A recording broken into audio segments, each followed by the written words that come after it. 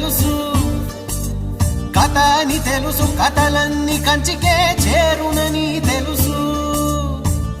తెలుసు తెర తొలుగుతుందని, తెలుసు తెల్లారుతుందని, తెలుసు ఈ కట్టె పుట్టుకుమంటదని, తెలుసు ఈ మట్టి మట్టిలో కలిసిపోతదని.